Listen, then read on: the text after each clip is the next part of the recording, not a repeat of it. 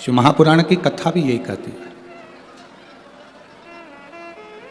शिव भक्ति, भगवान शंकर की अविरल भक्ति एक हीरे की तरह। उस हीरे को यदि हमको प्राप्त करना है, उस हीरे को यदि हमको प्राप्त करना है, हमको चाहिए, तो आप इस शिव महापुराण के अंदर प्रवेश करते जाओ, जाते जाओ, जाते जाओ, जाते जाओ, आखिरी में शिव भक्ति का हीरा तुम्हारे हाथ में होगा और तुम्हारा कार्य सफल होगा। अकाल मृत्यु वो मरे जो काम करे चंडाल का, काल उसका क्या बिगाड़े जो भक्त हो महाकाल का। जो शिव की आराधना करता है, शंकर की उपासना करता है, शिव भक्ति में डूबा रहता है, वो किसी अन्य से डरने की उसको जरूरत नहीं होती। उसकी भक्ति का बल उसके पास में होता, उसके विश्वास का बल उसके साथ में होता। आप इतनी इतनी दूर से कथा का रसतत्व ग्रहण करने के लिए आते हो, एक विश्वास के साथ आते हो, एक भरोसे के साथ आप यहां पहुंचते हो। महाराज, यदि आपका लक्ष्य पक्का है, आपकी मेहनत पक्की है, आपका परिश्रम पक्का है, आपका कर्म की प्रधानता पक्की है, तो यह निश्चित है कि शिव मिलेगा और आपका दुख कटेगा, यह निश्चित है। एक बड़ा अच्छा संवाद आता है स्वामी विवेकानंद जी का। स्वामी विवेकानंद जी के पास में एक व्यक्ति आकर बैठा। मेरा भटिंडा पंजाब वालों से निवेदन है, आसपास वाले चिल्लाते रहेंगे, बोलते रहेंगे, आप 100-500 रुपये खर्च कर कर यहाँ तक पहुँचे हो, ठंड में उकड़ते हुए यहाँ पहुँचे हो, अपना कीमती समय बर्बाद मत होने देना। बोलने वाले बोलते रहेंगे, तुम कथा का रसतत्व ग्रहण करते रहेंगे। 3 घंटे की कथा में से आधा घंटा आशीष भैया के पास चले जाता है, 2.5 घंटा आप सबको मिलता है। वो 2.5 घंटा आपका शिव के लिए होना चाहिए और शिव आपके लिए होना चाहिए, इसके सिवाय कोई बीच में ना हो। आपकी भक्ति प्रबल करो। जब एकादशी का व्रत करते हो, चतुर्थी का व्रत करते हो, तीज का व्रत करते हो, तो कोई ना कोई परेशानी जरूर आती है। आप जब कथा श्रवण करने के लिए बैठोगे तो कोई ना कोई अड़चन जरूर आएगी, कोई सामने आएगा, कोई निकलेगा, कोई आएगा, कोई जाएगा। आपकी चित्तवृत्ति शिव पुराण की ओर होना चाहिए, आपका मन भगवान में रमा हो, भक्ति में रहो। और हमारा तो कार्यकर्ताओं से भी निवेदन है, आपके कारण किसी श्रोता भाई बहन को तकलीफ ना हो, इसका ध्यान रखकर आप प्रेम से बैठकर कथा सुनोगे तो जिंदगी की सार्थकता सिद्ध होगी। कौन आ रहा? वो तो माननीय श्री अमरजीत जी मेहता जी को धन्यवाद दूंगा, बांके बिहारी समिति को धन्यवाद दूंगा, जो इस कथा को यहाँ तक, भटिंडा तक, पंजाब तक लेकर आ गए। अब आपको उसको प्राप्त करना है, आपको उसको ग्रहण करना है, ये आपके ऊपर।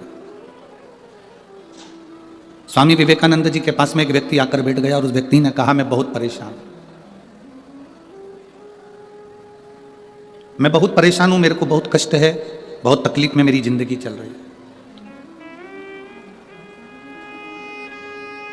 स्वामी विवेकानंद जी, मेरी परेशानी को समाप्त कर दीजिए। कल आपको कथा में कहा था, संत, साधु, गुरु 3 चीजों से दूर रहता है। जो गुरु नानक देव जी ने नामदेव जी को बताया था, 3 चीजों से संत, साधु, गुरु दूर रहता है। पहला नमस्कार, दूसरा चमत्कार और तीसरा नमस्कार। असली अगर गुरु है, असली अगर संत है, असली अगर साधक है, तो वो ये 3 चीजों से दूर है। उसको कोई मतलब नहीं इन 3 चीजों से। किसने प्रणाम करा, किसने नहीं करा, कौन ने भेंट चढ़ाई, कौन ने नहीं चढ़ाई, उससे कोई उसका मतलब नहीं, उससे कोई सब। मेरी भटिंडा की जीजियों और मेरे जीजाओं, मेरी बेटियों, बेटाओं, मेरी बहनों, मेरे भाई, अपनी चित्तवृत्ति में एक बात उतार कर रखना, जब तक आप शिव की शरण में नहीं गए तब तक दुख तुम्हारा है। और जिस दिन तुमने 1 लोटा जल महादेव को चढ़ाना प्रारंभ कर दिया तो तुम्हारा दुख महादेव का है। फिर तुम्हारा दुख तुम्हारा नहीं है, तुम्हारी तकलीफ तुम्हारी नहीं है, तुम्हारा कष्ट तुम्हारा नहीं है, फिर वो दुख महादेव का है।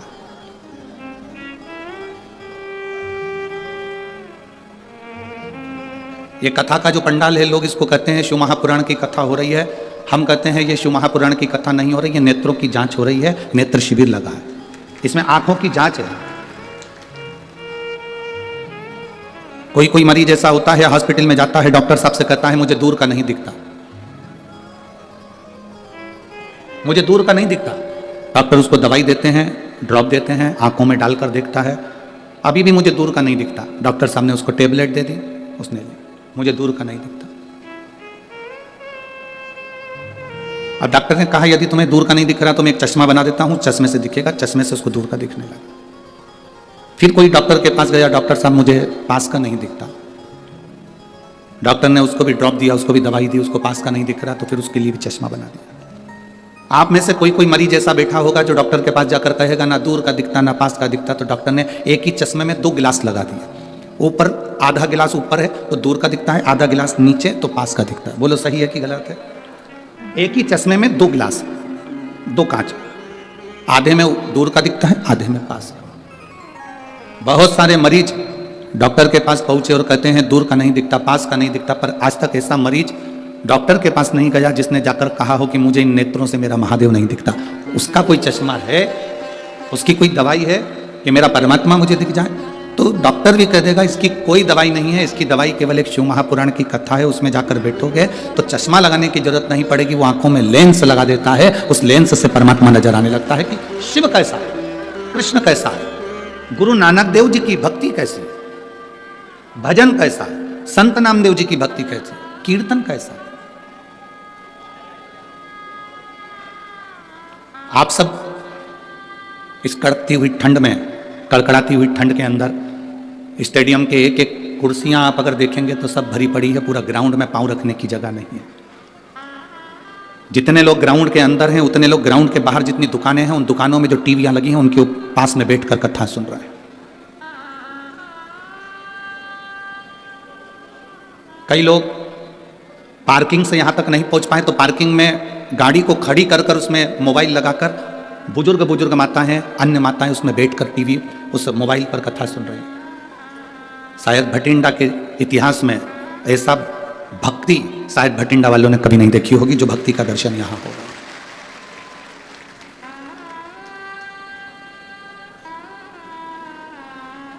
केवल शिव को पाना। स्वामी विवेकानंद जी से एक व्यक्ति ने जाकर कहा कि मैं बड़ा दुखी हूं, मैं बड़ा कष्ट में हूं, मैं बड़ा तकलीफ में हूं, मुझे बड़ी तकलीफ है, बहुत तकलीफ। तकलीफ किसको नहीं है? दुख किसको नहीं है? कष्ट किसको नहीं है? मेरी जीजियों, आप सब बैठे हो ना, ऐसा कोई व्यक्ति नहीं जिसके जीवन में दुख नहीं। आपका पेट दुखता होगा तो क्या हमारा पेट नहीं दुखता होगा? आपका सिर दुखता होगा तो क्या हमारा सिर नहीं दुखता होगा? आपके हाथ पैर दुखते होंगे तो क्या हमारे हाथ पैर नहीं दुखते होंगे? बड़े से बड़े महाराज को बुला लो, बड़े महात्मा को बुला लो और बड़े से बड़े साधक को बुला लो जो कह दे कि मेरे जीवन में दुख नहीं है। दुख किसको नहीं है? कोई तन दुखी, कोई मन दुखी, कोई धन बिन रहत उदास, तुलसी या संसार में सुखी राम का दास। संसार में केवल एक सुख है जो परमात्मा की शरणागति है, जो भगवान की शरणागति है, जो भगवान की भक्ति है, जो भगवान का भजन, ये सुख है।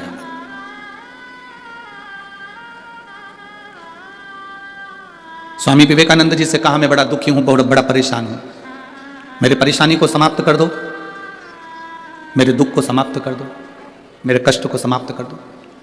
स्वामी विवेकानंद जी ने कहा कि भाई देखो, तुम्हारा दुख मैं समाप्त कर दूंगा, मना नहीं, पर मेरे पास में कुत्ता है, मेरे पास में कुत्ता है, डॉग है, इस कुत्ते को ले जाओ, थोड़ा घुमा के वापस ले जाओ।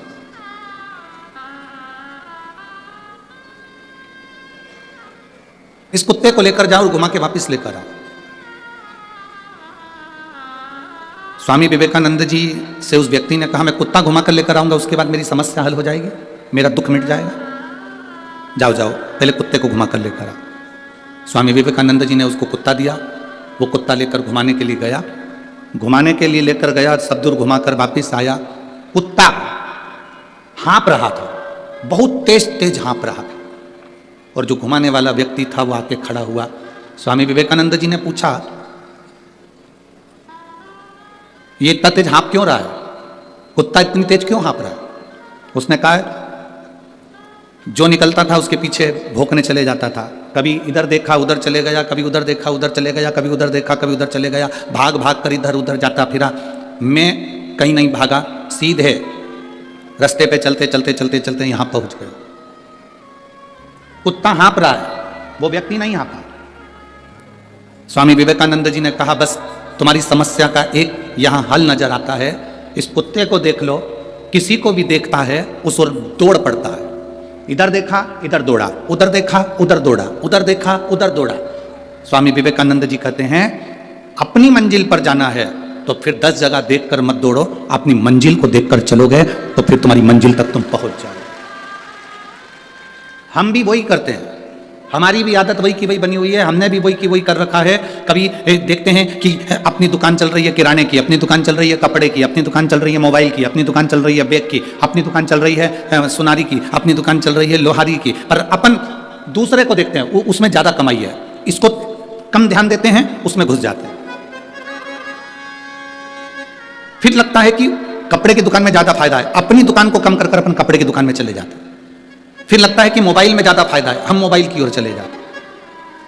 फिर लगता है शोरूम डाल लेते हैं, शोरूम में ज्यादा फायदा है, कर्जा ले लिया, लोन ले लिया, शोरूम डाल लिया, उसमें चले गए। अगर तुम जिस दुकान को कर रहे थे, भले वो चाय की क्यों ना हो, चाहे बिस्कुट की क्यों ना हो, चाहे बेकरी क्यों ना हो, चाहे वो किराने की क्यों ना हो, जिस दुकान को तुम कर रहे हो, एक लक्ष्य को मजबूत बनाकर करते और 10 जगह तुम्हारा ध्यान नहीं जाता तो उसी दुकान में तुम 4 चांद लगा बैठते। व्यक्ति परेशान क्यों है? क्योंकि उसको दूसरे की चमक नजर आ रही है। आज का व्यक्ति दुखी क्यों है? क्योंकि उसका पड़ोसी सुखी है, उसको दूसरी जगह चमक नजर आ रही है।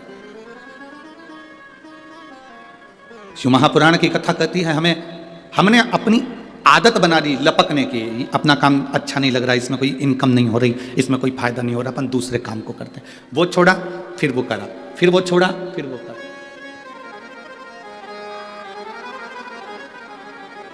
आप यदि अपने काम के प्रति प्रेम करते, अपने कार्य के प्रति तुम्हें प्यार होता, अपने काम के प्रति तुम्हारी लगन होती और प्रेम होता, तो तुम उसमें बहुत आगे बढ़ जाते।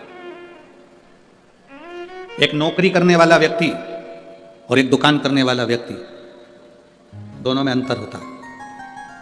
नौकरी करने वाले व्यक्ति की ड्यूटी है सुबह 9 बजे से शाम को 5 बजे तक, किसी की ड्यूटी है 10 बजे से 7 बजे तक, किसी की ड्यूटी है 11 बजे से 9 बजे तक।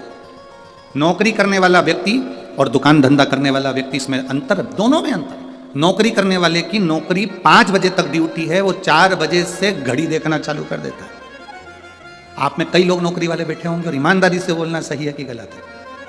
बोलो बोलो, जम के बोला जरा, सही है ना? नौकरी करने वाला व्यक्ति 4 बजे से घड़ी देखना चालू कर देता है, 4 बजे से काम समेटना चालू कर देता है, 4 बजे से उसका ध्यान घड़ी पर जाना प्रारंभ हो जाता है कि 4 बजने वाली है, 5 बजने वाली है, 5 बजने, 4 बजे से वो घड़ी देखना चालू कर देता है। क्यों? क्योंकि उसको प्रेम नहीं है अपने कार्य से, प्यार नहीं है अपने कार्य से। हमेशा वो बॉस को कोसता रहता है, ऑफिसर को कोसता रहता है, काम के प्रति क्रोध आ जाता है, गुस्सा आ जाता है। नौकरी करने वाला व्यक्ति 4 बजे से अपनी घड़ी देखना चालू कर देता है, पर जिसकी दुकान होती है, व्यापार होता है, काम धंधा होता है, जिसकी दुकान है, वो कभी घड़ी नहीं देखता, वो तो और सोचता है उसको, क्योंकि अपनी दुकान से प्यार होता है, तो रात के 9 बजे तक भी ग्राहक आते रहे तो वो बैठा रहता है, क्योंकि उसको प्यार है अपने कर्म से, उसको प्यार है अपनी दुकान से, उसको प्यार है अपने व्यापार से।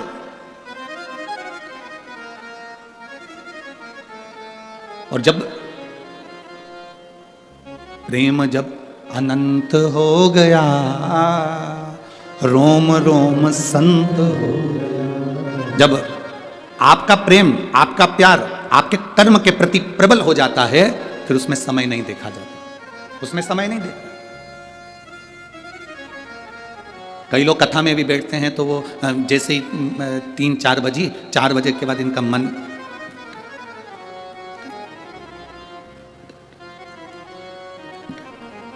और कोई कोई कथा में बैठते हैं तो उठते से ही कहते हैं, समय मालूम ही नहीं पड़ता कहाँ चले गया, ऐसा लगता है महाराज जी तो छोटी सी कथा भाज देते हैं और समय उड़ जाता है। कई लोगों को समय थोड़ा लगता है, और किसी किसी का मन जब कथा में नहीं लगता, शिव पुराण में नहीं लगता, भगवान की भक्ति में नहीं लगता, जो केवल भीड़ देखने के लिए आते हैं, केवल व्यवस्था देखने के लिए आते हैं, केवल सोशेप के लिए आते हैं, वो केवल देखने के लिए आते हैं, तो उनका मन कथा में नहीं लगता, वो घड़ी में लगा रहता है, क्योंकि उसको कथा से प्यार नहीं होता। जिसका कथा से प्यार है उसको समय छोटा पड़ जाता है, जिसको प्यार नहीं उसको घड़ी में देखना पड़ जाता है। आप जिसको स्नेह करते हो ना, आप जिससे प्रेम करते हो ना, और बहुत पक्का प्रेम है ना, तो उसके साथ अगर 4 घंटे भी बैठोगे ना तो यूं कहोगे अभी जा रहे हो, इतनी जल्दी क्या पड़ी तुम्हें घर जाने की? जिससे बहुत ज्यादा प्रेम है, बहुत ज्यादा स्नेह है, 5 घंटे भी छोटे पड़ जाते हैं। और जिससे प्रेम नहीं है ना, उसके साथ टाकीज में भी 3 घंटे बैठे हो ना, थिएटर में, तो कब टले, कब जाए। जिस दिन तुम्हारा प्रेम, तुम्हारा प्यार, तुम्हारा स्नेह शिव जी के प्रति हो गया, भगवान शंकर के प्रति हो गया, उस दिन से ना तो तुम्हें घड़ी देखने की जरूरत पड़ेगी, क्योंकि तुम्हारी घड़ी और तुम्हारा समय महादेव खुद चलाएगा स्वयं। कभी किसी से पूछना, अगर आपकी किसी से बात होती हो तो पूछना कि घड़ी किसने बनाई, समय किसने बनाया, पल किसने बनाया, नक्षत्र किसने बनाया, ग्रह किसने बनाए, वार किसने बनाए, ये रविवार, सोमवार, मंगलवार, बुधवार, गुरुवार, शुक्रवार, शनिवार, शुभ लाभ, ये सब बनाया किसने, पल किसने बनाया, घड़ी किसने बनाई, समय किसने बनाया, नक्षत्र किसने बनाया। किसी से पूछोगे तो वो एक ही बात कहेगा, महादेव ने बनाया, शिव ने बनाया, शंकर। पहले परिवार में एक व्यक्ति के पास में घड़ी होती थी। किसके पास घड़ी होती थी? एक व्यक्ति के पास घड़ी होती थी, या घर में एक घड़ी होती थी, और पूरे परिवार के पास में समय होता था। बोलो सही है? पूरे परिवार के पास में समय है। घड़ी पहले एक व्यक्ति के हाथ में होती थी, एक व्यक्ति के पास होती थी, और पूरे परिवार में समय होता था। आज के जमाने में घड़ी सबके हाथ में है, पर समय किसी के पास नहीं है। समय किसी के पास नहीं है। 1 मिनट का भी समय पत्नी से बात करने का नहीं, 1 मिनट का समय भी पति से बात करने का नहीं, 1 मिनट का समय भी बच्चों के पास बैठने का नहीं, 1 मिनट का समय भी अपने भाई बंधु के पास बैठने का नहीं। कोई संबंध नहीं, कोई नाते नहीं, कोई रिश्ते नहीं। आज व्यक्ति अगर थोड़े समय के लिए मिलता भी है तो ऐसी बात करता है जैसे ताने दे रहा है, जैसे गाली दे रहा है, जैसे अपशब्द कह रहा है, जैसे अपशब्दों का उसने बाण छोड़ दिया। जब प्रेम, स्नेह, आसक्ति शिव के प्रति हो जाती है तो समर्पण पूरा। एक पत्र आया, देखिए। मैं बिमला देवी श्री गंगानगर राजस्थान से हूँ। कहीं बैठी हैं बिमला देवी? कहीं बैठी हो तो हाथ हिला सकती हैं। मैं बिमला देवी श्री गंगानगर राजस्थान से आई हूँ।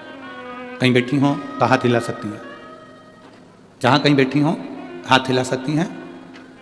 अगर हमें नहीं दिख रही और उनके पास के लोगों को दिख रही हो तो वो एक बार वहाँ से ताली बजा सकते हैं तो ध्यान में आ जाएगा। दिख गई हैं? अच्छा, एलईडी के पास, ठीक है। हाथ हिला दो एक बार, एक बार हाथ हिलाइए उधर से। हाँ ठीक है, दिख गए। मैं बिमला देवी श्री गंगानगर राजस्थान से आई हूं गुरुदेव। पिछले साल मेरी बच्चादानी में कैंसर की गांठ थी। पत्र आप एलईडी पर भी पढ़ सकते हो, आस्था चैनल पर पढ़ सकते हो, मोबाइल पर देख सकते हो। मैं बिमला देवी श्री गंगानगर राजस्थान से कथा सुनने आई हूँ। पिछले साल मेरी बच्चेदानी में कैंसर की गांठ थी और 4th स्टेज की। मैं उसका इलाज मैंने जयपुर से करवाया था। जयपुर में 4th स्टेज का इलाज करवाने के बाद भी मेरा तकलीफ मिटी नहीं। बहुत ज़्यादा मैं शिथिल हो गई, परेशान हो गई। तब मेरे पड़ोसन ने मुझसे कहा, टीवी पर कथा आती है, 1 लोटा जल चढ़ाया करो। शिव जी को जल चढ़ाना प्रारंभ करा, 1 बेलपत्र खाना प्रारंभ करा। मंदिर मेरे परिवार वालों को भेज देती क्योंकि मुझसे चला नहीं जाता था। 4th स्टेज का कैंसर लास्ट स्टेज में था और तकलीफ बहुत ज़्यादा थी। गुरुदेव, उस बेलपत्र को लाकर खाना प्रारंभ करा, शिव जी का चढ़ा हुआ जल लेना चालू करा। श्री शिवाय नमस्तुभ्यम ये दिन भर जपती। और बाबा की कृपा का मैं क्या वर्णन करूं।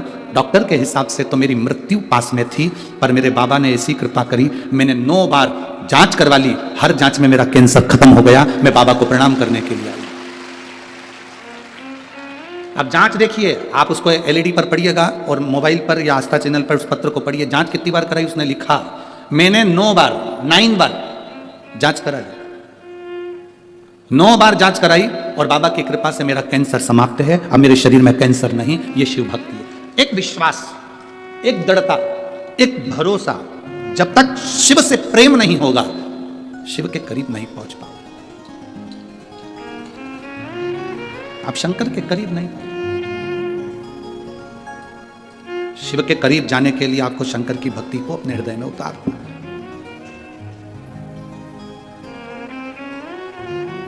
लगा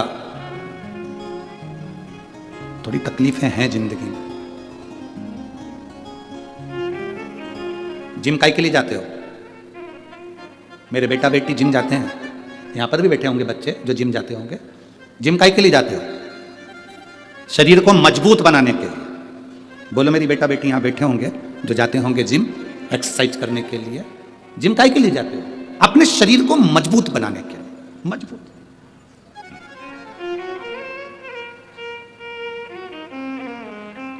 डम्बल्स, प्लेट्स, साइकिलिंग, रनिंग सब कर रहे हो जिम में। नए नए आए हो, लोग हंसते हैं, आपसे उठता नहीं, शर्म भी आती है। पर जिम में एक बात जरूर है, जिम के अंदर गाने लगा दिए जाते हैं। क्यों लगाते हैं गाने? कोई हंसे उस ओर तुम्हारा ध्यान ना जाए। साउंड तेज कर दिया जाता है एक्सरसाइज करते समय। जिम में साउंड बढ़ा दिया जाता है। हॉल में बहुत सारे बेटा बेटी एक्सरसाइज कर रहे हैं और साउंड तेज कर दिया, और तुम जिम में एक्सरसाइज कर रहे हो, तुम प्लेट्स लगा रहे हो, तुम डम्बल्स लगा रहे हो, तुम रनिंग कर रहे हो, तुम साइकिलिंग कर रहे हो, तुम बहुत कुछ कर रहे हो, और गाना क्यों लगाया जाता है? उस ट्रेनर से पूछो, जिम के ट्रेनर से पूछना कि तुमने ये गाना क्यों लगाया, तो वो कहेगा गाना लगाने का कारण केवल इतना है कि ये चिल्लाते रहेंगे, हंसते रहेंगे, बोलते रहेंगे, तेरा ध्यान गाने में हो और तेरा ध्यान अपनी काम में हो। काम में होगा और गाने में होगा तो इनको देखेगा नहीं, और देखेगा नहीं तो एक दिन तू अच्छा मजबूत हो जाएगा और दुनिया में नाम कर जाएगा। इसलिए ये इनको आसपास वाले चिल्लाएंगे। जैसे जिम मजबूत बनाने का काम करती है, उसी तरह शिव महापुराण की कथा भी मजबूत बनाने का काम करती है। तुम्हें इतना पक्का कर देती है शंकर जी के प्रति कि तुम्हारे भीतर वो बल आ जाता है कि अब दुनिया चाहे कुछ भी कहे, आग लगे बस्ती में, अपन रहो मस्ती में, शिव है मेरे साथ। मेरे साथ मेरा भोले बाबा, मेरे साथ मेरा शंकर है, मेरे साथ मेरा शिव है। अब मुझे भटकना नहीं है। अब मैं भटकूंगी नहीं। अब मेरा भटकना नहीं है। एक पत्र है, देखिए।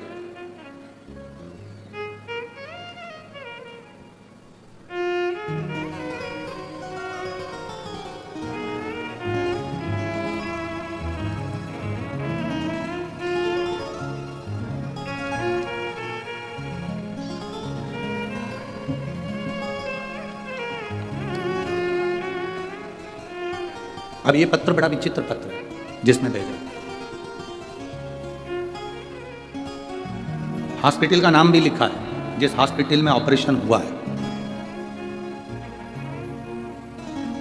मैं विजय कुमार काला संगरिया,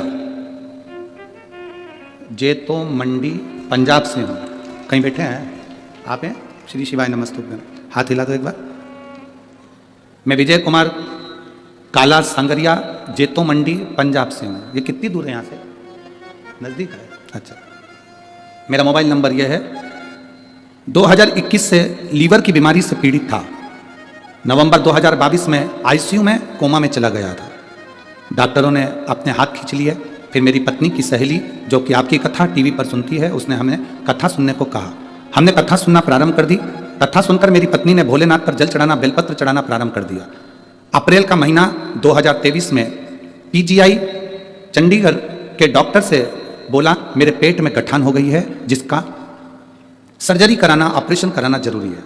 सर्जरी के लिए मुझे अगस्त 2023 में पीजीआई चंडीगढ़ के ऑपरेशन थिएटर में ले गए। परंतु ऑपरेशन के दौरान मेरी पत्नी ने मुझे शंकर जी पे चढ़ी हुई एक बेलपत्र दी, और उसको मैंने जल के रूप में ग्रहण कर खाकर, पानी पीकर ऑपरेशन के लिए चला गया।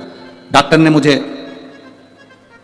ऑपरेशन के लिए जैसे ही अंदर लेकर गए, और मेरे ऑपरेशन के लिए मेरा शरीर जब खोला गया, उसमें डॉक्टर को गठान नहीं मिली। डॉक्टर को गठान नहीं मिली। डॉक्टर ने मुझे दूसरी बार दोबारा से एमआरआई कराई, पेट का वापिस स्कैन करवाया। जांच में पता चला कि वो छोटी गठान तो गायब हो गई, एक बड़ी गठान हो गई। जब मेरा वापिस स्कैन करा गया, एमआरआई कराई गई, पेट का स्कैन कराने के बाद मुझे बड़ी गठान बता दी गई। उसी हॉस्पिटल में, पीजीआई हॉस्पिटल में मुझे ऑपरेशन के लिए फिर कहा गया। ये सारी प्रक्रिया चल रही थी और हमको दोबारा से ऑपरेशन के लिए कहा गया, तो हमने उनसे कहा कि हमें थोड़े समय के लिए छुट्टी करें, फिर हम दूसरा ऑपरेशन कराएंगे। हम उसी बीच में सीहोर पहुंच गए, वहाँ से बेलपत एक रुद्राक्ष लेकर आ गए, कंकर लेकर आ गए और उस रुद्राक्ष को तांबे के कलश में गलाते, शिव जी को चढ़ाते और उसको पीना चालू करा। अक्टूबर 2023 में ऑपरेशन और लीवर ट्रांसप्लांट के लिए हमें बुलाया गया। मुझे ऑपरेशन थिएटर में लेकर गए, ऑपरेशन की सारी तैयारी होने लगी। फिर वापिस पूरी की पूरी जांचें हुई और जांचों में बड़ी गठान आई, जिसके अंतर्गत मुझे फिर ऑपरेशन के लिए लेकर गए। जब ऑपरेशन के लिए लेकर गए, मेरे शरीर को काटने के लिए मुझे बेहोश करा गया। मेरी माता और मेरे घर के लोगों ने मेरे शरीर पर रुद्राक्ष का जल लगाया और पीने को दिया था। वो पीकर मैं ऑपरेशन के लिए गया। दूसरी बार मुझे बेहोश कर वापिस शरीर काटा गया। काटने के बाद में फिर वापिस देखा गया तो शरीर में गांठ नहीं थी। जब शरीर में गांठ नहीं, दूसरी बार फिर वापिस हमको डॉक्टरों ने जांचें करना प्रारंभ करा और आखिरी में डॉक्टरों ने कह दिया तुम्हारे शरीर में कोई रोग नहीं, कोई गठान नहीं, और अब तुम्हारा जो लीवर डैमेज हुआ था वो लीवर भी काम करना चालू कर दिया है, उसका भी ट्रांसप्लांट कराने की जरूरत नहीं है। गुरुदेव, मैं यहाँ बाबा को प्रणाम करने के लिए पंडाल में आया हूँ। केवल एक आस है, एक बेलपत्री मुझे व्यासपीठ की मिले। ले जा बाबा, आजा शंभु। और तेरी कृपा बिना ना हिले एक भी, लेते हैं श्वास तेरी कृपा से। हे गंगाधार मुक्ति द्वार ओमकार तू, भोले ओमकार तू, आयो शरण तिया शंभु तारका। बखान क्या करूं मैं राखों के ढेर का, चपटी भभूत में खजाना कुबेर का। हे गंगाधार मुक्ति द्वार ओंकार तू, भोले ओंकार तू, आयुष तिहारी शंभु तारका। गुरुदेव, मेरा लीवर भी ट्रांसप्लांट नहीं हुआ और मेरा लीवर काम करना चालू कर दिया। मैं बाबा को प्रणाम करने आया हूँ। शिव तत्व, पंजाब का ही रहने वाला हूँ, जेतो मंडी पंजाब से। ये शिव तत्व है, औघड़ी है, शिव त्रिकालदर्शी है। शिव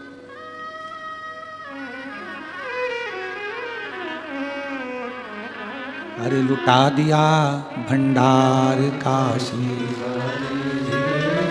कर दिया माला। ये उसकी कृपा, उसकी उदारता, उसकी दया है। आपका विश्वास दृढ़ होगा, आपका भरोसा पक्का होना चाहिए। आप भगवान से प्रेम करेंगे तो वो प्रेम ऐसा ही थोड़ी ना चले जाएगा। कभी अपने आसपास में किसी के स्नेह को देखना।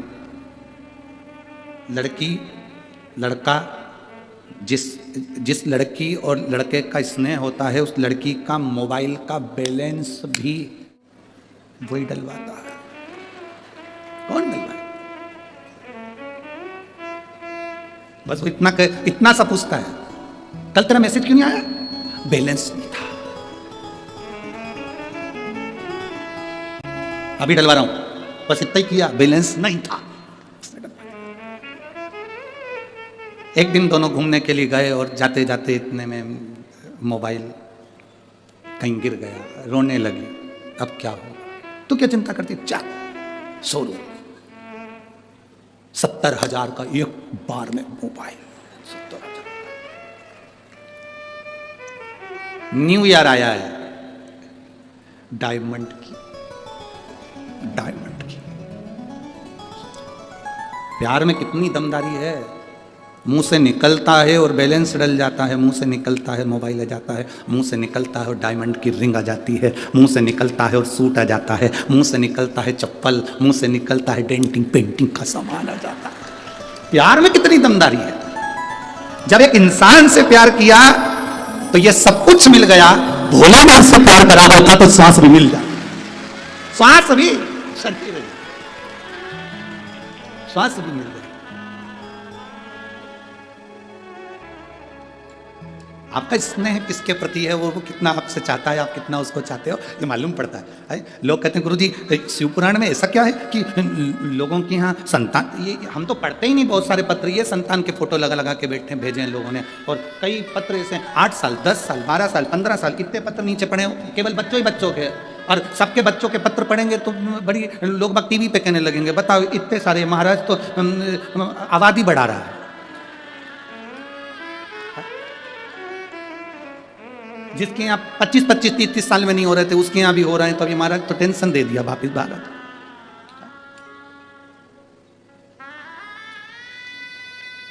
यहाँ लोग कहते हैं हम दो हमारे दो, महाराज तो बेलपत्री का प्रयोग ऐसा है कि एक ही बार में 2। अब ये भगवान, इसलिए हम थोड़ा पत्र भी कथा कर लें दो अच्छे से, नहीं तो ऊपर से दबाव आएगा कि अब ये क्या है इतने। ये प्रेम है, इसी को प्यार कहते हैं। किसी मनुष्य से करा तो उसने बैलेंस डलवा दिया, और मेरे भोलेनाथ से करा तो उसने तुम्हारी जिंदगी बना दी, जिंदगी जीवन। और मेरे भोले तेरा सहारा है, मेरी नैया का तू किनारा है, मेरी नैया का तू किनारा है, मेरे भोले तेरा सहारा है, मेरी नैया का तू किनारा है, मेरी नैया का तू किनारा। ये शिव तत्व है, ये प्रेम, ये आसक्ति। और यही स्नेह है।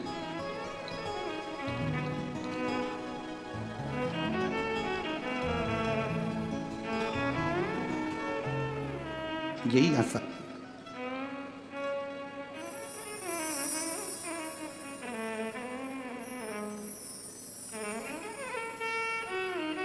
भोले हों मेरे साथ तो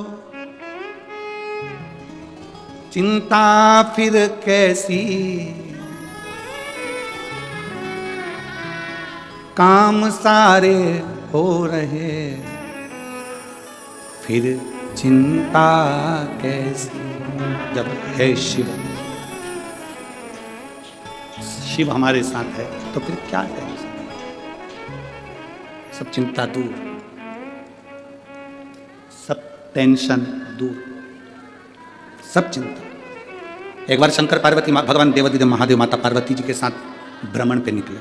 प्रतिदिन का नियम, भगवान नारायण लक्ष्मी रोज घूमने के लिए नहीं निकलते, ब्रह्मा ब्रह्माणी रोज घूमने के लिए नहीं निकलते, इंद्र इंद्राणी रोज घूमने के लिए नहीं निकलते, ज्यादा वीआईपी व्यक्ति रोज घूमने के लिए नहीं निकलता, साधारण व्यक्ति साइकिल उठाया चलेगा। वीआईपी और साधारण में यह सबसे बड़ा फर्क है।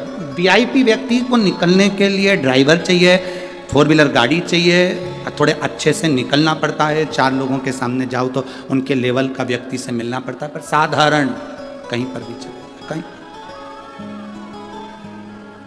अभी कलम श्री अमरजीत जी मेहता जी से कह रहे थे कि हमने कई कथा करी, और जजमान लोग जो होते हैं, जो यजमान होता है वो तो बढ़िया अपने लिए सोफा मोफा लगाता है और सोफा और कुर्सी लगाकर बैठ के कथा सुनता है।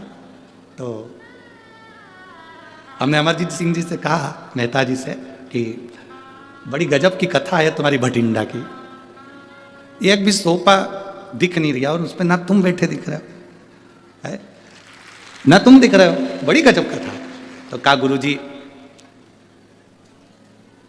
हमारे यहाँ के कलेक्टर, एसपी और एसएसपी, डीएसपी, यहाँ तक कि बड़े से बड़े अधिकारी को भी हमने हाथ जोड़कर निवेदन कर लिया कि साहब सोफा लगाएंगे तो पीछे बैठने वालों को नहीं दिख पाएगा, इसलिए वो लोग भी कह दिए कि हम तख्त पर बैठ जाएंगे, गादी पर बैठ जाएंगे और कथा सुन। और हम मेहता जी आपको धन्यवाद देते हैं कि ऐसी सरलता आपके जीवन में होना चाहिए, ऐसी सरलता हर मनुष्य के मन में होना चाहिए। सहज बनो, सरल, इतनी सरलता होना चाहिए। शिव सरल है, शंकर एकदम सरल सहज।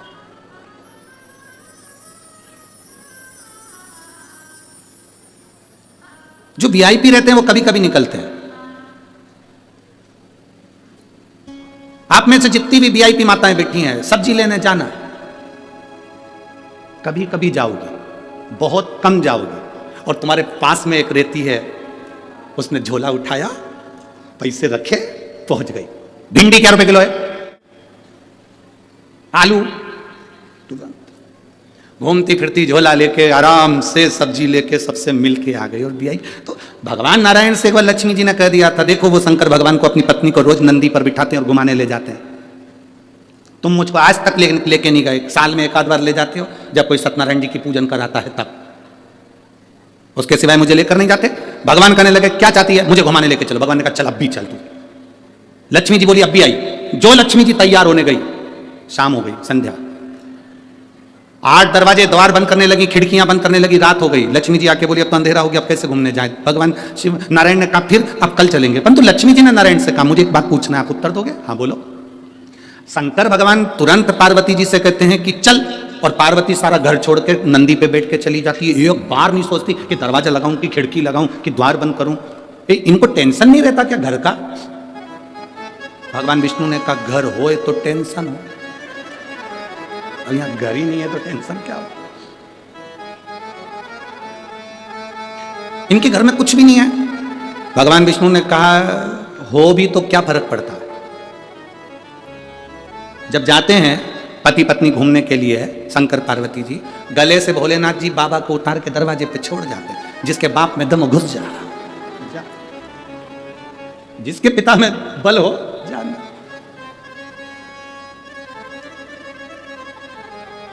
जितनी आसक्ति है हमारे पास में, जितनी आसक्ति, ये सब आसक्तियां हमको पकड़ कर रखती हैं।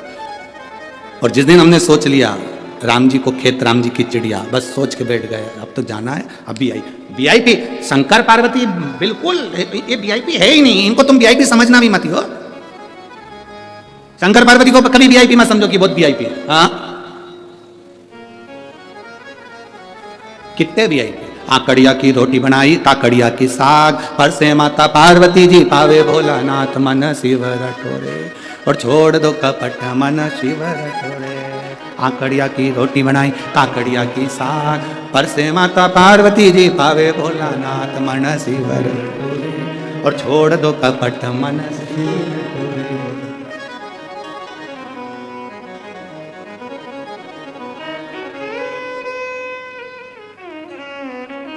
सहज सरल शिव, और शिव शिव शंकर शंकर अड़भंगे हैं। इनके भीतर कोई एक लड़के ने मैरिज ब्यूरो बनाया और मोबाइल पे ही उसने शादी कराने का एक अच्छा ब्यूरो बना के तैयार कर लिया, उसमें नंबर डाल दिया। सगाई करने के लिए एक दबाएं,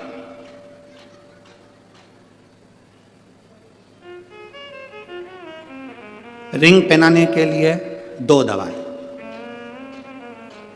शादी करने के लिए 3 दवाएं। जो लड़का देख रहा था उसने नीचे मैसेज लिखकर भेजा कि दूसरी बार शादी करना हो तो उसके लिए क्या दवाएं, तो नीचे लिख के भेज दिया गला दवाएं।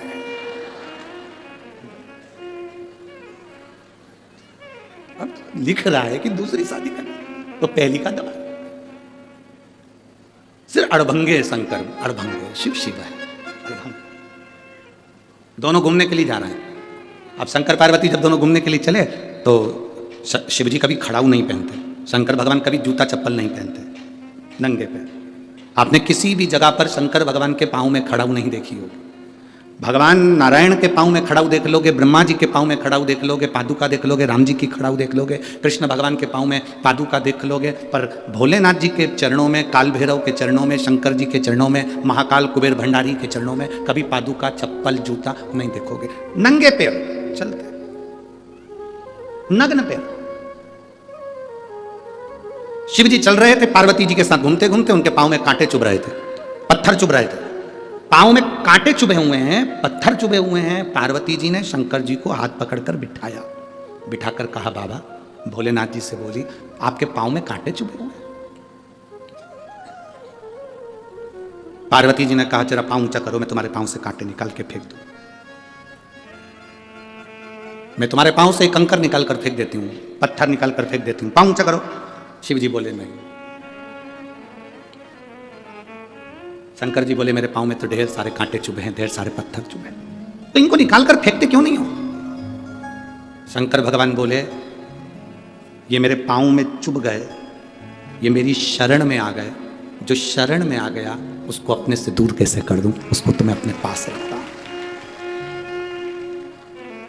ये मेरी शरण में आ गए, भले मुझे कष्ट दे रहे हैं, भले मुझे तकलीफ दे रहे हैं, भले मुझे दुख दे रहे हैं, भले मुझे चुभ रहे हैं, भले मुझे कष्ट मिल रहा है, पर ये मेरी शरण में है, और मेरी शरण में है तो मैं इनको दूर नहीं कर सकता। ये मेरी शरण में, तो मैं इनको दूर नहीं करूंगा, मैं इनको दूर नहीं कर सकता। जो एक बार मेरी शरण में आ गया, फिर मैंने उसको छोड़ा नहीं है, भले उसने छोड़ दिया, भले वो कांटा है, भले वो पत्थर है, भले वो बेकार है। शिव महापुराण की कथा कहती है, जिसने जिंदगी में आपके भटिंडा में कथा चल रही है और आपने अगर 7 दिन में से एक दिन भी शिव महापुराण की कथा पंडाल में बैठकर सुन ली, तुम शंकर के होकर शंकर तुम्हारा हो गया। तुम छोड़ दोगे पर महादेव नहीं, तुम भले छोड़ दो पर महादेव नहीं छोड़ेगा। शिव तुम्हें पकड़ कर रखेगा। तुम्हारी दुख की घड़ी आएगी, तकलीफ की घड़ी आएगी, कष्ट की घड़ी आएगी, मेरा शंकर तुम्हारे पास में खड़ा मिले। एक पत्र है, देखिए,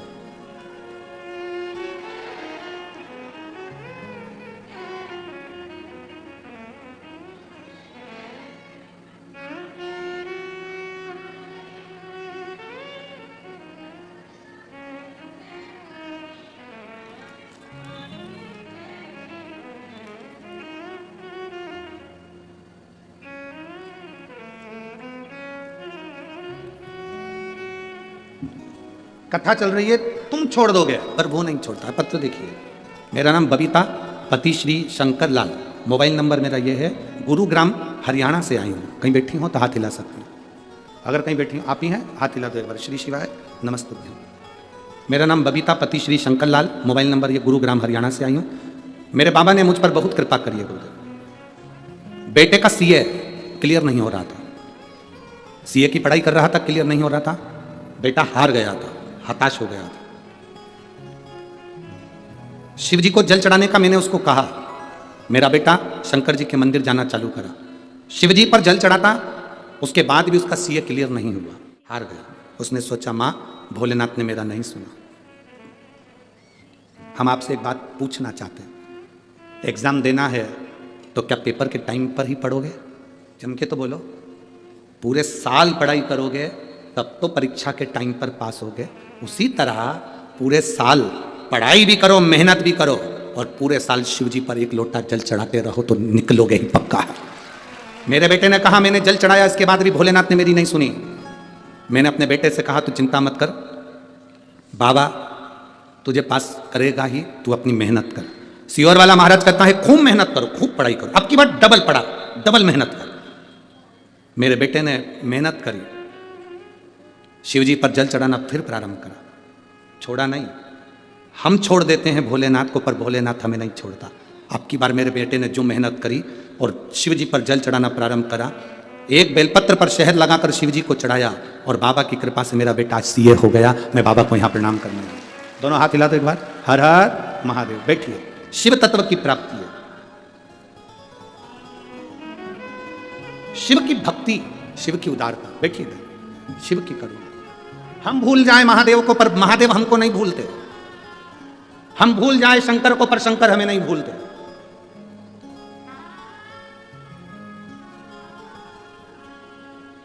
आप उसका भजन, आप उसका स्मरण करते हो।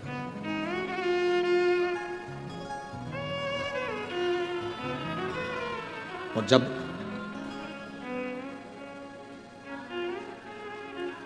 हम उसकी भक्ति में डूबते हैं तो वो हमें साधता है। आप में से कई माताएं ऐसी होंगी, कई परिवार ऐसे होंगे जो टीवी पर कथा सुन रहे हैं, आस्था चैनल पर, मोबाइल पर कथा सुन रहे हैं। आप में से कई लोग ऐसे होंगे जो थोड़े समय जल चढ़ाकर मंदिर जाना छोड़ देते हैं, भूल जाते हैं कि अब हमें मंदिर जाना। फिर कोई दुख आता है, फिर मंदिर जाते, फिर कोई तकलीफ आती है, फिर मंदिर जाते। तुम भूल गए, मंदिर जाना तुमने छोड़ दिया, पर मेरा महादेव नहीं भूलता। जो प्रेम करने वाले होते हैं, प्यार करने वाले, स्नेह करने वाले होते हैं, उसकी शादी भले कहीं पर भी हो जाए, पर स्नेह कभी समाप्त नहीं होता, वो दिल में रहता जरूर है। जब दिखेगा तब उसको लगेगा कि हाँ इसने प्रेम है। भले उससे कोई मतलब नहीं है, उससे मिलना नहीं है, उससे कोई संबंध नहीं है, पर देखने पर भी प्रेम। शिव ऐसे ही हैं। आप जल चढ़ाना छोड़ भी दिए, थोड़े दिन बाद महादेव तुम्हारी दुख की घड़ी में तुम्हारे दरवाजे पर आना नहीं छोड़ता, वो आता जरूर है, आएगा तेरी चौखट।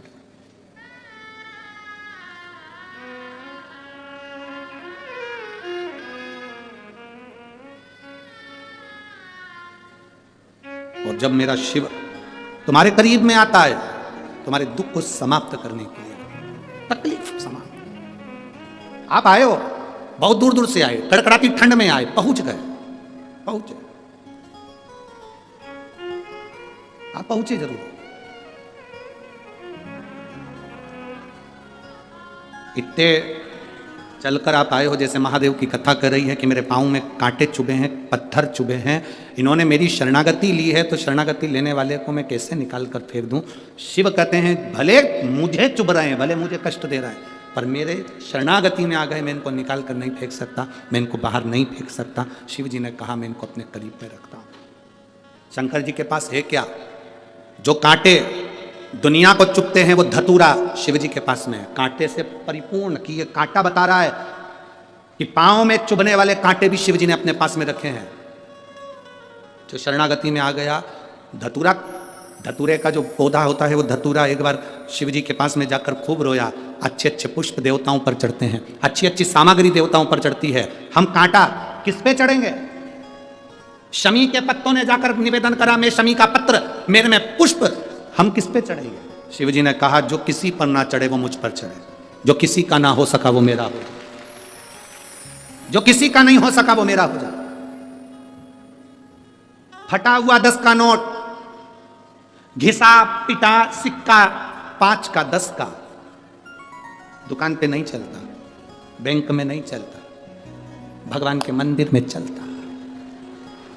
फटा 10 का नोट, घिसा पिटा सिक्का बैंक में नहीं चल रहा है, दुकान पर नहीं चल रहा है, दान पेटी में चल रहा है, आरती में चल रहा है, शंकर जी के मंदिर में चल रहा है।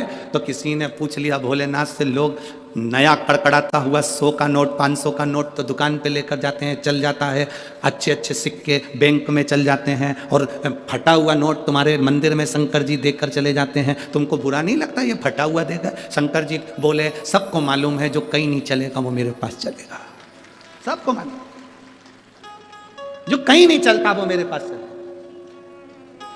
जो किसी काम का नहीं वो मेरे काम का। अब बताओ, तुम बताओ किसके काम का? धतूरा किसके काम का है? शंकर जी के काम का। बेलपत्र किस काम की? शिव जी के काम। सांप, आप में से कितने लोग होते जो अपने घर में सांप पाल लेते हैं? कुत्ता पाल लोगे, गाय पाल लोगे, बकरी पाल लोगे, तुम चूहा पाल लोगे, जो पक्षी पाल लोगे, पर कोई नहीं होगा जो सांप पालेगा। भटिंडा में हो तो बात दूसरी है, हमारे क्षेत्र में तो सांप पालता है, किसी काम का नहीं। बिच्छू कानों में डाले हो, तुम में से कितने लोग हैं जो बिच्छू को पालेंगे? बिच्छू तुम्हारे पास में आ जाए तो भग जाओ, पर बिच्छू भी उसने पाल रखा। जो किसी काम का नहीं वो मेरे काम का। भूत किसको अच्छे लगते हैं? प्रेत किसको अच्छे लगते हैं? पितर किसको अच्छे लगते हैं? डाकनी किसको अच्छी लगती है? असुर किसको अच्छे लगते हैं? राक्षस किसको अच्छे लगते हैं? भूत प्रेत डाकनी पिशाचनी चुड़ैल भयंकर, ये किसको अच्छे लगेंगे? किसी देवता को अच्छे नहीं लगते।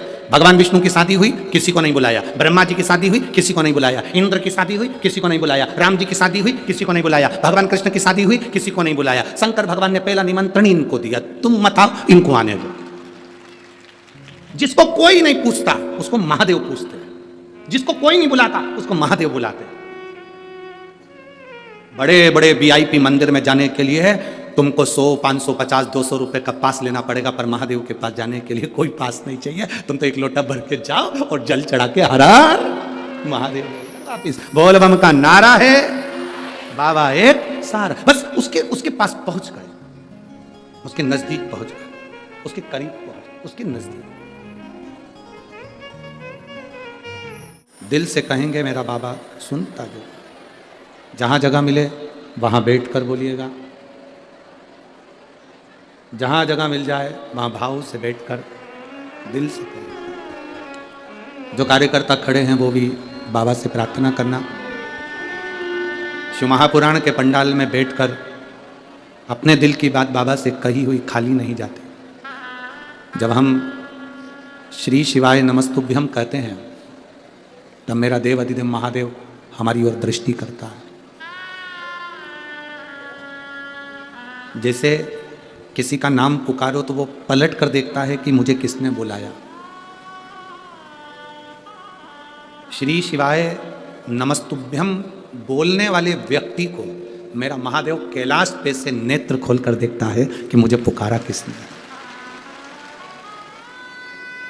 आप सब जिन जिन को आता है अपने उच्च स्वर में यहाँ तक आवाज आए ऐसे भाव से पुकारते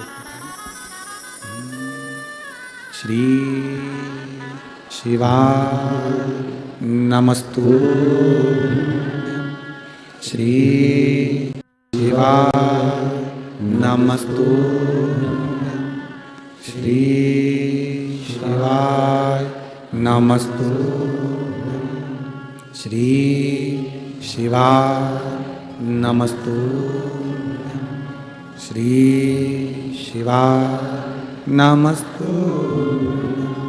भोला सब दुख काटो मारा, ओ भोला सब दुख काटो मारा। शिव शंकर जपूं तेरी माला, भोले बाबा जपूं तेरी माला। भोला सब दुख काटो मारा, ओ भोला सब दुख काटो। वेश है मंगल मंगलकारी, वेश है मंगल मंगलकारी। शमशान वासी हमारा, शमशान वासी हमारा। ओ भोला सब दुख काटो, ओ भोला सब दुख काटो। भगवान देव अधिदेव महादेव की कथा करती है, भगवान शिव का संवाद करता है। शिव की शरणागति, दक्ष प्रजापति की सभा लगी है, सब बैठे हैं।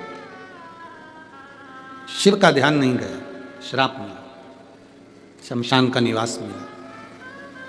कोई बात नहीं। शिव महापुराण की कथा एक बात बहुत अच्छे से कहती है कि आप जहां रहें वहां खुश रहें। छोटे से मकान में भी अगर आप अपनी जिंदगी जी रहे हैं तो ये कभी मत सोचना कि आपकी जिंदगी दुखमय है।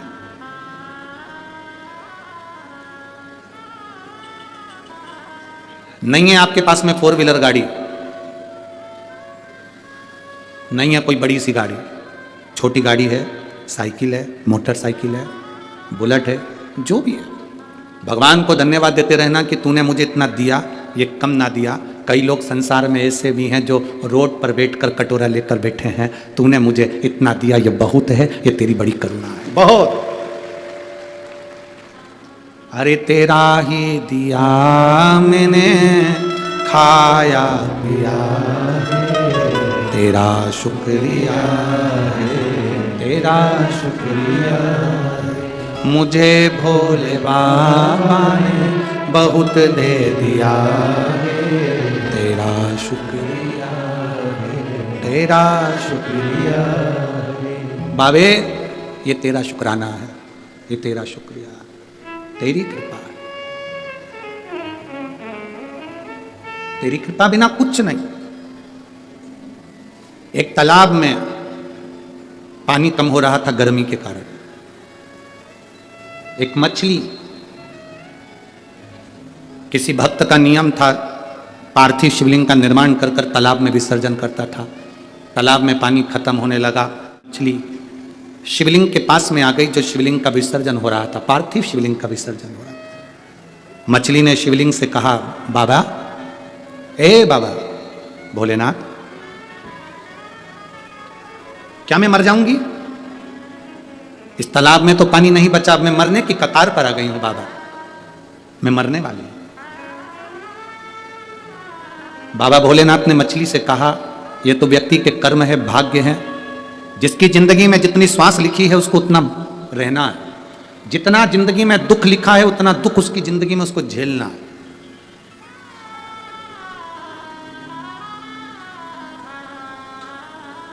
जितना किस्मत में लिखा है उसको उतना भोगना है। एक मां इस पंडाल में बैठी है जिसके घर में 9-10 साल के बाद तो औलाद हुई, और 9-10 वर्ष के बाद औलाद होने के बाद आंख में एक गठान हो गई। आंख में जब गठान हुई तो उसकी जांच होना प्रारंभ हुई और उसका ऑपरेशन हुआ तो कैंसर निकला। बेटी हो गई।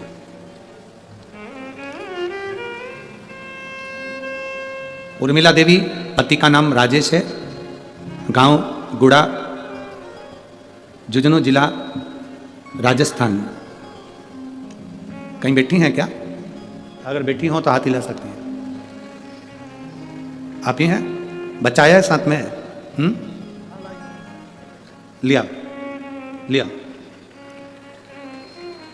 गुरुदेव, मेरे घर में संतान नहीं थी, सब जगह का इलाज करवाया, सब जगह की दवाई करवाई, सब जगह का इलाज करवाने के बाद भी औलाद नहीं हुई। 1 साल 2 साल ऐसे करते करते 8 साल 9 साल निकल गए। मैंने आपकी कथा पहली बार मोबाइल पर किसी के क्लिप देखते देखते फेसबुक पर आपकी कथा की छोटी सी क्लिप सुनी, उस दिन से कथा सुनना प्रारंभ करा। बाबा, मेरे घर औलाद नहीं थी। बाबा से मैंने केवल एक सुख मांगा था कि मेरे घर में औलाद दे देना। बाबा की कृपा से मुझे 9 साल के बाद 8 नवंबर 2021 को मेरे घर में संतान ने जन्म लिया। मैं बाबा को यहाँ प्रणाम करने आया। और बाबा, एक सुख तो बाबा ने दिया पर मेरा दूसरा सुख मुझसे ले लिया। बाबा, मेरी आंख में गठान हो गई, जिसका मैंने फोटो भी लगाया है, अपने बच्चे का भी और उस आंख की गठान का भी। आंख में गठान हो गई, जांच कराई तो डॉक्टर ने मेरी आंख में कैंसर बताया। मैंने एक जगह पर जांच नहीं कराई, 3 जगह पर जांच कराई और तीनों जगह कैंसर बताया। गुरुदेव, अब आंख में कैंसर बता दिया और कैंसर बताने के बाद डॉक्टर ने कहा इसका ऑपरेशन जरूरी है, तो हमने ऑपरेशन भी करवा लिया। मुझे पूरा विश्वास था कि मैं ठीक हो जाऊंगी, पर ऑपरेशन सक्सेस नहीं हुआ। अब करूं तो करूं क्या? आंख का कैंसर ठीक कैसे हो? एक दिन मैं भगवान शंकर से लड़ने के लिए पहुंच गई और बाबा से कहा, तूने मुझे औलाद का सुख दिया तो मेरी आंख का कैंसर दे दिया। मैं अपने बच्चे को कैसे देखूं, कैसे उससे लाड़ लड़ाऊं? गुरुदेव, वो जांच लेकर हम बड़े हॉस्पिटल में पहुंच गए जयपुर, और बाद में जब कैंसर की रिपोर्टें नॉर्मल हो ही नहीं रही थी, क्योंकि कैंसर बढ़ता जा रहा था पर कम नहीं हो रहा था। बाबा का शिव जी को जल चढ़ाकर आंखों में लगाना चालू करा, बेलपत्र खाना प्रारंभ करी, बाबा की मंदिर में झाड़ू पोछा लगाना प्रारंभ करा। अपने बच्चे की जैसी सेवा करती थी वैसे ने शिव मंदिर की सेवा करी। और दूसरी जांच कराने के लिए जब जयपुर के हॉस्पिटल में गई और जैसे ही जांच होना प्रारंभ हुई, मेरी सारी रिपोर्ट कम से कम 2 बार से 3 बार देखी गई और तीनों बार मेरी रिपोर्ट नॉर्मल आई। आज मैं कैंसर से मुक्त हूं। मैं बाबा को यहाँ प्रणाम करने के लिए आया। ये मेरा फोटो है जिसमें मेरी बच्चा है, और एक फोटो में मेरी आंख में कैंसर की गांठ है, जिसका मैं फोटो लगाकर भेज रही हूं। ये आंख में कैंसर, जो आप लोग LED पर देख रहे होंगे, टीवी पर देख रहे होंगे, आंख में कैंसर और बच्चा। शिव तत्व, औघड़ी, शंभु, शंकर, त्रिकालदर्शी, कैलाशी, अविनाशी शिव है। शिव है। एक भरोसा आपके भीतर जागृत करो। मछली शिवजी से कह रही है क्या मैं मर जाऊंगी? शंकर भगवान ने कहा जिसका लिखा ललाट में वो तो होना ही है। जीवन में अगर दुख लिखा है तो वो तो भोगना ही है। बस इतना याद रखो कि भजन करने से वो दुख समाप्त हो सकता। शिव स्वयं मछली से कह रहे हैं, शिव भक्ति हमारे दुख को समाप्त करती है। शिव भक्ति। और विश्वास के साथ कहता हूं, इस व्यासपीठ के माध्यम से जितने लोग कथा सुनने आते हो, आपको पहले भी कहा, कमर, घुटना, सिर, तकलीफ कितनी भी हो, तुम यहां कथा सुनने आओ तो जब कर्पूर गौरम हो, शंकर जी की पूरी आरती हो जाए, कर्पूर गौरम हो, उस समय पर जमीन की रज को कमर है उस पर लगाकर जरूर जाना। और मुझे हमको लिखकर जरूर भेजना कि तुमको 7 दिन में आराम लगा कि नहीं लगा, वो लिख के जरूर भेजना। जहां शिव महापुराण की कथा होती है वो केवल कथा का स्थल नहीं होता। जहां शिव महापुराण की कथा होती है वो शंकर का कैलाश पर्वत होता है, कैलाश धाम होता है, शंकर की भूमि होती है। शिव तत्व है शंकर।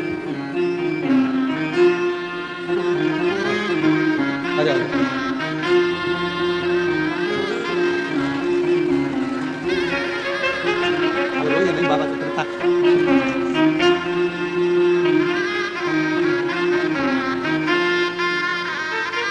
यही बच्चा है, 9 साल के बाद हुआ है और आंख में कैंसर हो गया था, ऑपरेशन हुआ, उसके बाद भी कैंसर ठीक नहीं हुआ था। पर बाबा का जल और शिव तत्व, विश्वास आपके भीतर का, आपके कैंसर से भी आपको आराम दिलाएगा।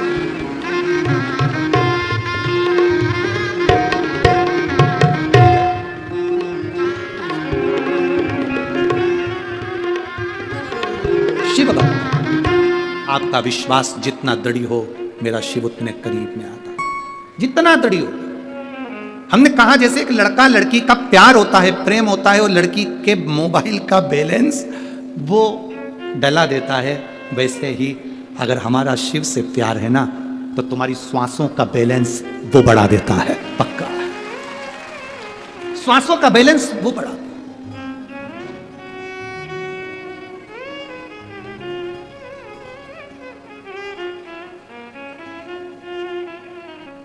उसकी कृपा, उसकी उदारता, उसकी दया, वो स्वयं बड़ा है, उसकी कृपा। मछली ने कहा कि मैं मर जाऊंगी, भगवान शिव कहते हैं जिसके ललाट पर जो लिखा है वो लिखा है। मछली ने कहा अगर मैं तुम पर भरोसा करूं महादेव, तुम पर विश्वास करूं, तो तुम मेरी रक्षा नहीं करोगे? शिव जी कहते हैं पहले विश्वास तो करो, भरोसा तो करो, उसके बाद रक्षा करने की जवाबदारी बात की है। मछली ने कहा मैंने घाट पर जो शंकर का शिवलिंग विसर्जन करने के लिए नदी में आते हैं, तालाब पर आते हैं, मैंने उनके मुंह से सुना है शिव किसी को कष्ट नहीं होने देता। अब मुझे देखना है मेरा परिवार, गर्मी में जब यह तालाब सूख जाएगा, मैं मछली जल में रहने वाली मरती हूं कि नहीं मरती, और मेरा परिवार मरता है कि नहीं मरता। मेरा भरोसा आज से शंकर तुम पर है। मछली कहती है आज से मैं आपके नाम का जाप चालू करती हूं, पूरी गर्मी देखूंगी कि मरी कि नहीं मरी। श्री शिवाय नमस्तुभ्यम, ये वो मंत्र है, ये वो साधना है। कई वर्ष तक आंख बंद कर बैठकर भी तुम साधना करते रहोगे, शिव का दर्शन हो चाहे नहीं हो हमें नहीं मालूम। कैलाश पर्वत के शिखर पर कंदराओं में जाकर भी बैठ जाओगे और तब करते रहोगे, तुम्हें भगवान का दर्शन हो कि नहीं हो हमें नहीं मालूम। पर यह विश्वास इस व्यासपीठ का है जिसके मुख से एक दिन में कम से कम 21 बार भी श्री शिवाय नमस्तुभ्यम निकल जाता है, तो उसको शंकर का दर्शन होता ही है, शिव उसके दुख हरता ही है।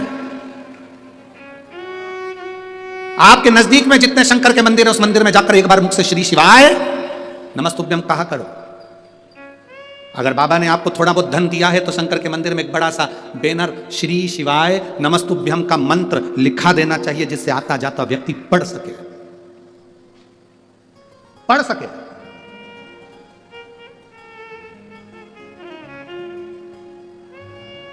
हम तो यहां तक सोचते हैं, ये तो बाबा की मर्जी होगी, जब बाबा करेगा। हम तो यहां तक सोचते हैं कि जिस क्षेत्र में शिव महापुराण की कथा हो, वहां दरवाजे पे चिपकाने के लिए भी श्री शिवाय नमस्तुभ्यम का मंत्र आने वाले कथा श्रोताओं को दिया जाए, जिससे अपने घर के दरवाजे पर लगाए, कोई आए तो पढ़े और जाए तो पढ़े। चलते फिरते भी पड़ेगा तो उसके मंत्र पर उसका ध्यान जाएगा, उसका जीवन सार्थक होगा।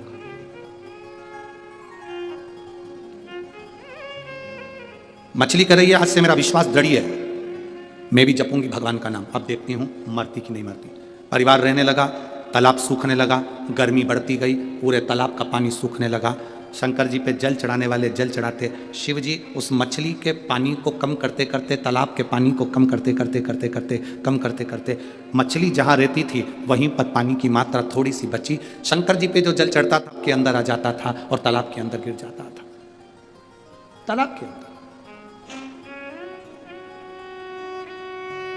तालाब में जल गिरता, तालाब, और तालाब में जब जल गिर रहा है, शिवजी पे चढ़ा हुआ पानी तालाब में आ रहा है, मछली को मिल रहा है। कब पूरी गर्मी निकल गई, 4 महीना पूरे गर्मी के निकल गए, तालाब पूरा सूखा था, पर एक छोटी सी जगह पर जहाँ मछली का परिवार था, उस मछली के परिवार को शिवजी पे चढ़ा हुआ जल प्राप्त होता रहा। बारिश आ गई, तालाब फिर भरा गया, फिर कोई भक्त आया, शिवलिंग का विसर्जन करने के लिए आया। मछली ने शंकर जी से कहा, धन्य है आप, आपने अपने ऊपर चढ़े हुए जल से ही मेरी रक्षा कर ली, पर करिए जरूर। अकाल मृत्यु वो मरे, जो काम करे चंडाल का, और काल उसका क्या बिगाड़े, जो भक्त हो महा। आप शिव की आराधना कर रहे हैं, शिव की आराधना। कल कथा में कहा था गुरु नानक देव जी ने, कल कथा में वर्णन करा था गुरु नानक देव जी ने नामदेव जी से कहा, जहां शिव नहीं पांव को उठा कर रख दे, जहां भगवान नहीं, जहां रब नहीं, वो स्थान बता दो। तुझ में रब, मुझ में रब, सब में रब समाया है, और जित देखो वो रब की ही तो माया। हर एक जगह पर वही तो है। गुरु नानक देव जी भी कहते हैं कि ऐसा कोई स्थान बताओ जहां रब नहीं, जहां परमात्मा नहीं, जहां भगवान नहीं, वो स्थान बताओ। एक बार गुरु नानक देव जी के शिष्य बाले के मन में भी एक भाव आ गया था, क्या ईश्वर है, ईश्वर है। बाले के मन में भाव आ गया। गुरु नानक देव जी ने कबूतर दिया उस बाले को, ले जा इस कबूतर को, जहां ईश्वर नहीं वहां इसको मार दे, ले जा। बाले ने कहा, ईश्वर जहां नहीं वहां मार दूंगा, जहां कोई ना देखे, जहां कोई ना देखे इस कबूतर को वहां मार दे। बाले उस कबूतर को लेकर जंगल में चले गया। गुरु नानक देव जी अपनी भक्ति में लीन, बाले कबूतर लेकर पहुंचा जंगल के अंदर। बाले को लगा जंगल में कौन देखेगा, बाले कबूतर को मारने के लिए जंगल में आतुर हुआ। तब उसके स्मरण में आया, ये वृक्ष इस कबूतर को देख रहा है, आकाश कबूतर को देख रहा है, पृथ्वी कबूतर को देख रही है, जल कबूतर को देख रहा है। बाले गुरु नानक देव जी के पास वापिस आ गया। बाले ने गुरु नानक देव जी के चरणों को प्रणाम कर कर कबूतर वापिस दिया। गुरु नानक देव जी ने पूछा, क्यों रे बाले, तूने इस कबूतर को नहीं मारा? बाले ने चरण पकड़कर कहा गुरु नानक देव जी से, आपने कहा था जहां कोई ना हो वहां मारना, मैं जहां मारने के लिए जाता हूं वहां पृथ्वी रहती है, आकाश रहता है, वृक्ष रहता है, जल रहता है, हर एक में रब समाया है, तो उनके सामने कैसे किसी जीव को मार सकता हूं, इसलिए मैंने इस कबूतर को नहीं मारा, इसलिए मैंने इस कबूतर को नहीं मारा। गुरु नानक देव मुस्कुराने लगे। गुरु नानक देव के चेहरे पर प्रसन्नता है, मुस्कुरा। गुरु नानक देव जी ने कहा, रे वाले, लोग परमात्मा को मंदिर में ढूंढते हैं, लोग परमात्मा को देवालय में ढूंढते हैं। सुन बाले, जिस दिन अपने घर में, अपने परिवार में, अपने कुटुंब में, अपने रिश्तों में, अपने परिवार के अंदर रहने वाले माता पिता भाई बहन कुटुंब कबीला सबके अंदर जिस दिन तुमने परमात्मा को ढूंढ लिया बाले, उस दिन तुम्हें कहीं जाने की जरूरत नहीं पड़ेगी, रब तुम्हें घर में ही प्राप्त होगा, परमात्मा तुम्हें घर में ही मिलेगा। तुम कहां ढूंढ रहे हो, तुम कहां जा रहे हो, क्यों भटक रहे हो? ब्रह्म में ना पढ़ना, यहां वहां हम भटके ना, हमारा भटकन ही हमको तकलीफ दे जाता है। 4 दिन यहां चले गए, 5 दिन वहां चले गए, 6 दिन वहां चले गए, ये भटकते रहे परमात्मा को पाने के लिए, और हम यहां वहां भटके पर परमात्मा मिला नहीं, क्योंकि हमने उसको दिल से पुकारा नहीं, हमने उसको दिल से पाया नहीं। लगन तुमसे लगा बैठे जो होगा देखा जाएगा, तुम्हें अपना बना बैठे जो होगा देखा जाएगा। जिस दिन हम परमात्मा को अपना बना ले, हाँ ये कई लोग कहते हैं, गुरुजी मेरे रिश्तेदार मुझे बहुत अपशब्द कहते हैं, मुझे मेरे परिवार वाले बहुत आड़ा टेढ़ा कहते हैं, मुझे मेरे रिश्तेदार बहुत आड़ा टेढ़ा कहते हैं। कहने दो, आग लगे बस्ती में अपन रहो मस्ती में, क्या किसको रोइए, चादर तान के सोइए, हमें क्या करना। सोने ने एक बार लोहे से कहा, सोना लोहे से बोलता है, लोहा तू भी धातु मैं भी धातु, मैं सोना तू लोहा, तू भी धातु मैं भी धातु, मुझे भी अग्नि में तपाया जाता है, तुझे भी अग्नि में तपाया जाता है। सोना कहता है मुझे भी तपाकर कुछ बनाया जाता है, तुझे भी तपाकर कुछ बनाया जाता है। सोना लोहे से कहता है कि मुझे भी अग्नि में तपाया गया, तुझे भी अग्नि में तपाया गया, मैं भी धातु तू भी धातु, तुझे भी तपाया मुझे भी तपाया, तुझे भी कूटा मुझे भी कूटा। सोने ने लोहे से पूछा, पर एक बात बता दे लोहा, मैं सोना जब कुटता हूं तो मैं आवाज नहीं करता, तू लोहा जब कुटता है तो आवाज क्यों करता? मैं कुटता हूं तो आवाज नहीं करता। सोना कह रहा है मेरी आवाज नहीं निकलती। सुनार की दुकान के सामने से निकलना सोने को कूटा जाता है तो उसमें आवाज नहीं आती। लोहार की दुकान के सामने से निकलना लोहे को कूटा जाता है तो उसमें से आवाज आती है। सोने ने लोहे से पूछा कि मैं धातु तू धातु, मैं पीला तू काला, मुझे भी तपाया तुझे भी तपाया, अग्नि में मुझे भी डाला तुझे भी डाला, मुझे भी कूटा तुझे भी कूटा, मैं कुटा आवाज नहीं आई, पर लोहा तू कुटा तुझ में आवाज क्यों आई? तब लोहे ने कहा सुन सोने, तुझे जो मार रहा है वो लोहे का हथौड़ा है, मुझे जो मार रहा है वो लोहे का हथौड़ा है। सोने तुझे लोहे का हथौड़ा मार रहा है ना, इसलिए तू चिल्ला नहीं रहा। मैं लोहा, और जब मुझे लोहे का हथौड़ा मारता है ना तो चीख रहा हूं। अपना अपने को चोट देता है तब चीख तो निकलती ही है। सोने का हथौड़ा अगर सोने को मारता तो चिल्लाता, लोहे का हथौड़ा लोहे को मारता है तो चीखता है। अपना अपने को गाली देता है, अपना अपनों को अपशब्द कहता है, अपना अपने को ताना देता है तो चीख निकलती है, बद्दुआ निकलती है, अपशब्द निकलते हैं। दूसरा, सोने को लोहा मारेगा तो सोने को कोई फर्क नहीं पड़ता, दूसरा गाली देगा चल जाएगा, दूसरा अपशब्द कहेगा चल जाएगा, दूसरा ताने देगा चल जाएगा, पर कोई अपना अपने को अपशब्द कहे, अपना अपने को ताने दे, अपना अपने को आड़ा टेढ़ा कहे, ये नहीं चलता। भगवान देवादिदेव महादेव के साथ में हुआ क्या था? उनके ही ससुर ने उनको गाली दे दी थी, तुझे शमशान का निवास करना पड़ेगा, मेरा श्राप है शिव, तू शमशान में रहेगा। शंकर भगवान तो भी अलमस्त थे, उन्होंने कहा कोई बात नहीं, अच्छी जगह पे प्लाट मिला है, कोई कब्जा ही नहीं करेगा, उसमें क्या टेंशन। शिव जैसे प्रसन्न भाव में रहने वाला चाहिए, हर एक में अच्छा ही देखो, जितना आप अच्छा ढूंढोगे उतने अच्छा ही मिल जाएगी। दो माताएं बस में लड़ रही थी, सीट एक थी, बैठने के लिए दोनों लड़ रही, वो बोली मैं बैठूंगी, वो बोली मैं बैठूंगी। कंडक्टर आ गया, क्यों लड़ रही हो? मैं बैठूंगी, दूसरी बोली मैं बैठूंगी। कंडक्टर बोला तुम में जो ज्यादा उम्र वाली हो वो बैठ जाए। पूरे रास्ते दोनों खड़ी रही, बैठी नहीं, क्योंकि जो बैठेगी वो ज्यादा उम्र की, बैठी नहीं, दोनों खड़ी। पूरा रास्ता उन्होंने खड़ा खड़ा निकाल दिया, पर बैठी नहीं। कंडक्टर दोबारा आया, बैठो, कभी नहीं, मैं बैठू। तो कंडक्टर ने दूसरी से कहा बैठ जाओ, दिख रहा है तुझे मेरी उम्र नजर आ रही है? कंडक्टर ने फिर दूसरी से कहा तू बैठ जा, आंखों का इलाज करवा लेते रहे। नहीं बैठूंगी मैं, कोई इतनी उम्र क्यों? कुर्सी पूरी खाली बस की, दोनों नहीं बैठी, इतने में एक दूसरा आ गया, चले गए। ये खड़ी की खड़ी बस की, किसी को मालूम ना पड़ जाए कि उम्र कितनी है।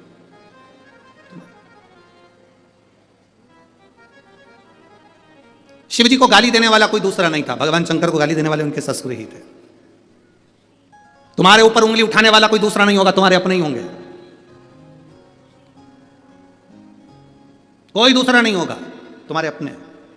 वो लोग चिल्लाते ना भैया जी संघर्ष करो हम तुम्हारे, अरे जम के तो बोलो हम तुम्हारे साथ हैं, भैया जी संघर्ष करो हम तुम्हारे साथ हैं। अब इतनी तेज चिल्ला के करे संघर्ष करो हम तुम्हारे साथ हैं, अगर तुम साथ होते तो संघर्ष की जरूरत ही क्या पड़ती? संघर्ष की जरूरत क्या पड़ती? साथ नहीं हो तो संघर्ष की जरूरत है, कहना कठिन है। शंकर भगवान को गाली देने वाला कोई दूसरा नहीं था, शिव जी को अपशब्द कहने वाला कोई दूसरा नहीं था, शंकर भगवान को आड़ा टेढ़ा कहने वाला कोई दूसरा नहीं था, स्वयं देवादिदेव महादेव को अपशब्द कहे उनके ससुर ने कहे ए शिव मेरा श्राप है, तू शमशान में निवास करे। आपके भीतर शिव भक्ति जब जागृत हो जाए तो फिर क्या सोचना, क्या विचार?